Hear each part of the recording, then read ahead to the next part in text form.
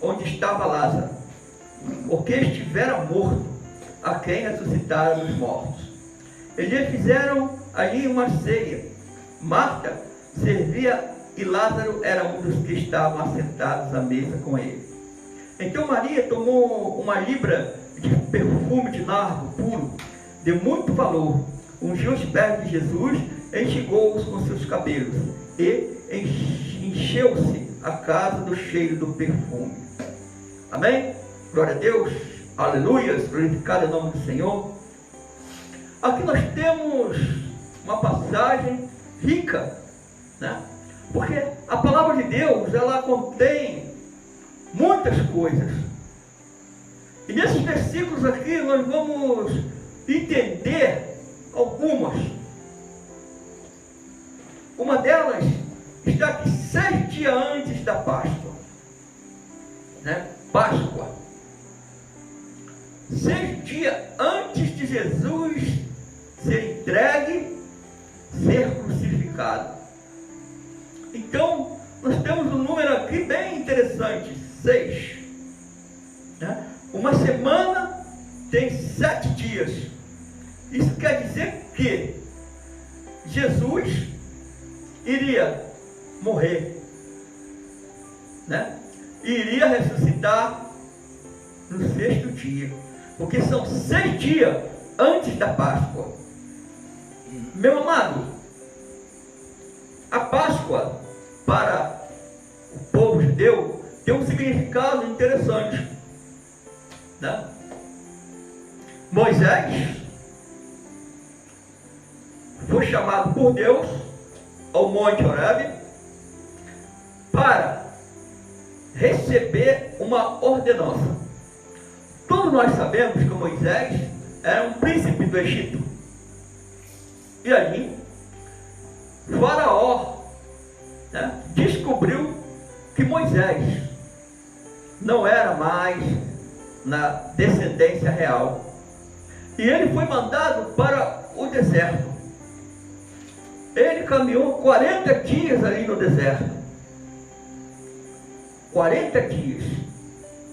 Mas ali, Deus o fortificou, de maneira que ele pôde, né, encontrar uma fonte, e ali tinha umas mulheres que tiravam água, e ele as defendeu dos salteadores, e aquelas mulheres, né, uma delas seria a sua esposa. E Moisés ficou ali muito tempo, aprendeu como aquele povo vivia, e ele ficou ali muitos anos, teve família, e chegou um certo momento em que ele olhou para o monte, e ali no monte estava fumegando, e ali, né, existia uma sarça ardente, em que o fogo não se apagava. E Moisés, pela sua curiosidade, decidiu subir aquele monte e ver aquela maravilha. Muito bem. Moisés sobe ao monte. Quando Moisés sobe ao monte, ele vê que daquela sarça ardente sai uma voz, né? E essa voz, quando Moisés se aproxima, manda que Moisés tire as sandálias dos pés, porque ali é terra santa. Moisés obedece. E ele, da sarça ardente, Deus fala com Moisés: eu sou Deus de Abraão, Isaque e Jacó, e vou te enviar ao Egito para libertar o meu povo, para que eles venham aqui e me celebrem. Muito bem. Por que Deus chama Moisés? Deus chama Moisés porque o povo estava sofrendo muito no Egito. O povo estava sofrendo muito no Egito. tinha o povo de Israel, né? O povo de Israel estava sofrendo muito no Egito, e o povo clamou. Olha só que interessante, clamou, e Deus ouviu, e Deus envia o libertador, que seria Moisés, e quer dizer o seu nome, salvo das águas. E ali, não vamos nos estender a toda a história, que é muito longa. Moisés chega ao Egito, procura Faraó e fala para Faraó: Deus manda libertar o povo para ir para o deserto celebrar ao nome dele.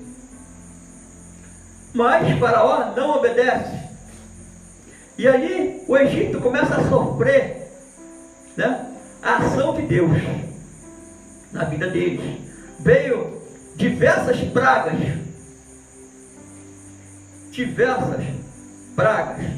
sobre aquele povo. E nada dessas pragas amoleceu o coração. Mas na 10ª praga que Deus manda, é bem diferente. Porque Deus diz que iria levar todos os primogênitos, tanto de animais, de homens. Ele iria levar todos os primogênitos naquele dia, pois o anjo da morte iria passar.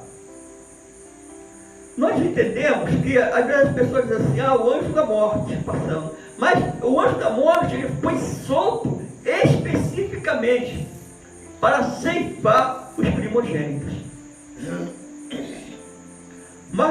Mas Deus fala com Moisés que haveria um ritual que faria com que esse anjo não entrasse na casa do povo de Deus.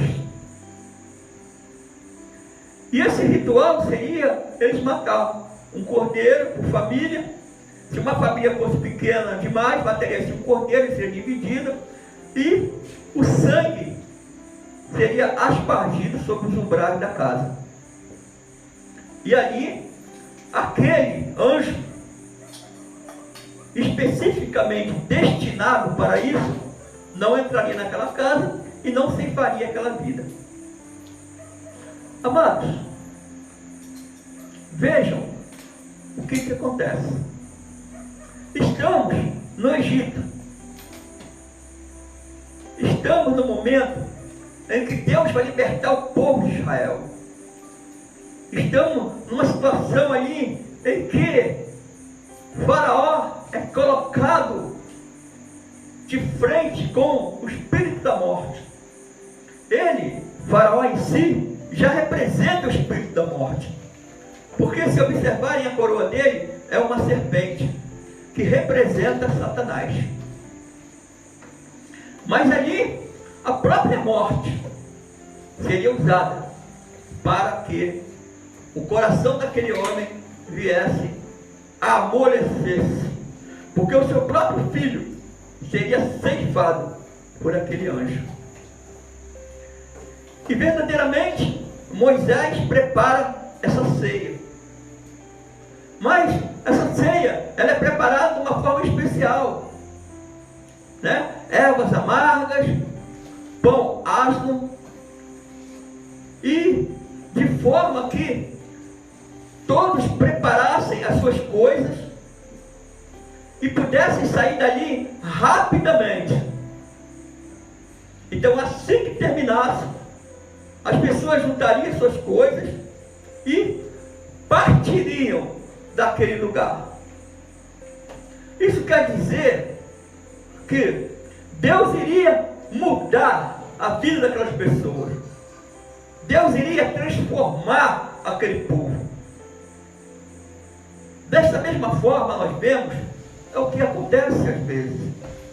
Deus quer mudar a nossa vida, mas as pessoas ficam demorando, né? Esperando. Vamos esperar por Deus. Mas Deus já determinou Deus já determinou. Deus já determinou mudança. Deus já determinou que não tem mais que orar. Acabou a oração, não tem mais oração mais. Deus já determinou a oração. Ela termina quando Deus determina. Você orou, recebeu a palavra de Deus, então Deus mandou a resposta. A resposta é positiva. Você foi ouvido. Eu vou resolver o seu problema. Mas o que você faz? Vou esperar. Deus já falou, eu ouvi o seu. E quero que você realmente saia do Egito. Quero que você saia do Egito. Mas as pessoas, às vezes, ficam daquela forma, né? Procrastinando. Eu vou querer continuar da mesma forma que eu estava antes. Meu amado, minha amada, você tem que abandonar o Egito. Você tem que sair do Egito. Por que nós estamos falando isso? Porque às vezes as coisas têm que acabar para que outras aconteçam. Às vezes nós ficamos querendo ficar numa situação que já foi determinada ao fim. Às vezes nós ficamos numa situação que não tem mais resposta. E aí Deus força você a sair dessa situação. E ali o povo de Israel recebeu a ordem: vocês vão sair do Egito. Acabou o Egito para vocês. Moisés, vou botar o faraó vai amolecer o coração e vai deixar vocês sair. Mas não vou deixar você sair de mãos vazias. Deus vai fazer que Faraó abençoe, o Egito abençoe a vida de Israel. E foi assim que aconteceu. As pessoas davam ouro, prata, alimento, todo para o povo sair dali. Não sabemos porque, de repente, pode ter sido por tanta praga, né? Vida, mas o povo abençoou Israel.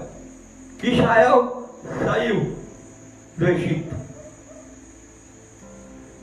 Historiadores, não se fala quanto, uns falam 2 milhões, outros falam, não se sabe a quantidade exata de pessoas que saíram do Egito. Mas foi muita gente. Foram divididos em tribos e o povo saiu do Egito. Amados, a palavra de Deus hoje, em João 12, nos diz uma coisa.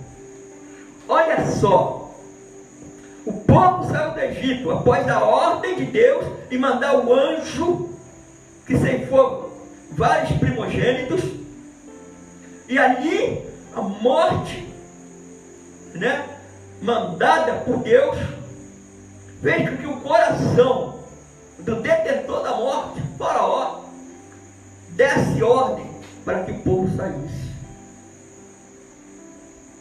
Mas na palavra aqui, João 12, tem uma ceia preparada. E nós temos aqui Jesus sentado à mesa. 6 dias antes da Páscoa, em que o próprio Deus iriam comemorar a sua saída do Egito. Aqui estava o Redentor. Aqui estava o Salvador. Aqui estava o próprio Deus encarnado em Jesus Cristo, que verdadeiramente iria libertar o povo judeu. Mas o que aquelas pessoas estavam fazendo ali naquela mesa? Estavam achando que Jesus estava ganhando muito terreno por causa de ter ressuscitado Lázaro. Ressuscitou Lázaro. E ali, porque Lázaro ressuscitou, muitos estavam acreditando em Jesus, muitos estavam crendo em Jesus. Mas olha só, através de Moisés, Deus fez um milagre, tirou o povo do Egito, e o povo saiu do Egito. Nesse exato momento em que o povo de Israel estava aqui para comemorar a Páscoa. Interessante, né? A Páscoa. Lá eles mataram um cordeiro, vários cordeiros. Aqui estava o cordeiro, e o cordeiro de Deus que tira o pecado do mundo. Aqui estava o cordeiro de Deus que tira o pecado do mundo. E o que o povo estava fazendo? O povo estava querendo matar Lázaro, porque muitos criam. Você está me entendendo? Nós estamos tentando dizer como as coisas acontecem, como nós vamos ter certeza do sinal, como mudar uma crença, como mudar um pensamento, como mudar uma ideia. É muito difícil você mudar a sua mente quando você está com a sua mente, né, ali já fixada. É muito difícil mudar. Você morre, mas não muda. O povo estava, alguns já criam em Jesus Cristo, mas tem uma mulher, irmã de Lázaro, Maria, ela pratica um ato ali com Jesus, um ato interessante. Ela derrama um perfume precioso, que equivale a 300 moedas de prata, lava os pés de Jesus e enxuga com os cabelos. Que adoração essa mulher fez! Essa mulher, ela prestava atenção no que Jesus falava, ela prestava atenção em tudo, ela adorava a Jesus, diferente das outras pessoas que estavam com Jesus por interesses particulares. Podemos citar Judas Iscariote, que carregava a bolsa, era aquele que tratava das finanças do grupo. E ali a própria palavra fala que ele desviava os recursos. Vamos dizer de novo, desviava os recursos que era para, né, o sustento dos discípulos, o sustento da obra, o sustento das pessoas. E ficava triste por aquele recurso não ter entrado para a sua bolsa. Aquelas 300 moedas foram dadas a Jesus de tal forma que todos acharam verdadeiramente que era isso mesmo. Todos se entristeceram, não se alegraram com o que aquela mulher fez. Não se alegraram. Acharam que realmente aquele perfume poderia ser vendido. Jesus, para qualquer perfume, né, poderia servir. E logo para quê, né? Para os pés. A parte mais inferior do corpo. Se fosse outra parte, né, a cabeça, não, mas exatamente os pés. Aquela mulher ungiu os pés de Jesus. E a palavra tão preciosa são os pés que levam a palavra de Deus. Tão preciosos são os pés que levam a palavra de Deus, que falam da palavra de Deus, que vão a outros lugares. São os missionários. exatamente, ela unge os pés de Jesus, como foi os discípulos. Quando Jesus lava os pés dos discípulos, enxuga com a toalha, a mesma situação que Jesus fez. E aquela mulher provavelmente deve ter visto essa atitude que foi rejeitada por Pedro. Pedro não queria que Jesus lavasse seus pés.